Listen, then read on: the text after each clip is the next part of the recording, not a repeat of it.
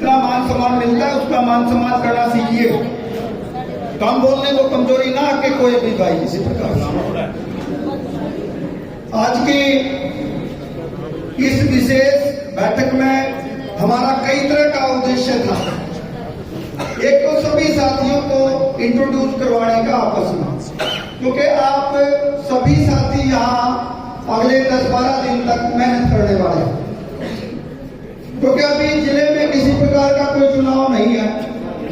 तो आप ये मान के चले कि नगर पालिका का चुनाव ही हमारे लिए सर्वोपरि चुनाव। हमारी 90% हम जीत गए थे, 10% बच गई थी। अब जो ये 10% है, इस 10% में 90% मिला के 100% मार्जिन के साथ छोटी सरकार को हमने यहां बढ़ा लोगे। एक हमने आप लोगों से कुछ साथियों के नाम मांगे थे जो यहां नगर पालिका में काम करने के लिए तैयार हैं होल टाइमर के रूप में।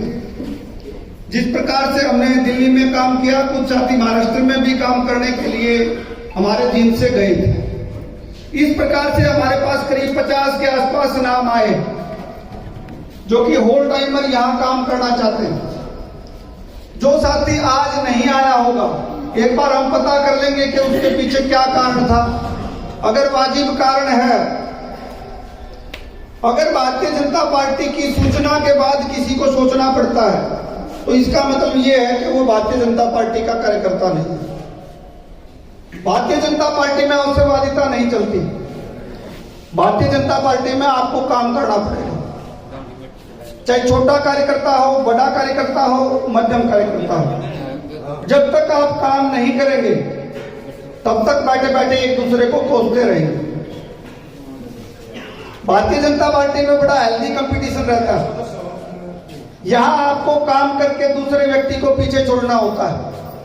दूसरे व्यक्ति को मार के, उसको गाली दे के, उसको पीछे धकेल के, उसका दुष्प्रचार करके, ये भारतीय जनता पार्टी की रीति नीति नहीं है। मूल विचार से आया कार्यकर्ता, वो कार्यकर्ता जिस प्रकार की मैंने ऊपर बातें बताई, इस प्रकार का कोई काम नहीं करता। हमारे बहुत से कार्यकर्ता, नए कार्यकर्ता आए।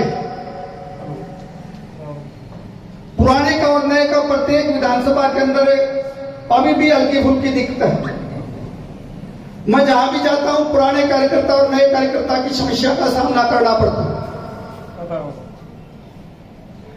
नए कार्यकर्ता सोचते हैं कि जो ये पुराने कार्यकर्ता हैं, ये दो ही चल रहे हैं, इन्होंने अभी तक कुछ नहीं किया, ये कार्यकर्ता नया नहीं जोड़ा।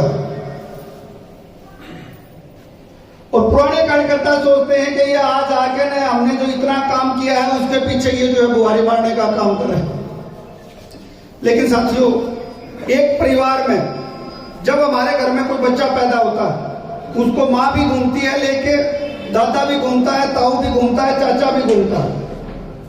जो हमारे परिवार में बच्चा पैदा होता है उसका मान सम्मान करना, उसकी इज्जत रखना भी हमारा फर्ज है। जो हमारे नए कार्यकर्ता हैं, हमारे परिवार में जुड़े, उनको इस घर की रीति नीति सिखाना आप लोगों का काम है। आप लोगों को सिखानी ही पड़ेगी रीति नीति, क्योंकि भारतीय जनता पार्टी संगठन से चलती है। यहां संगठन सर्वोपरि है।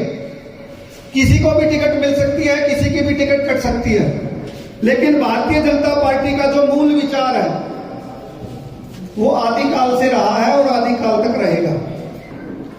ये भारतीय जनता पार्टी का गौरव है,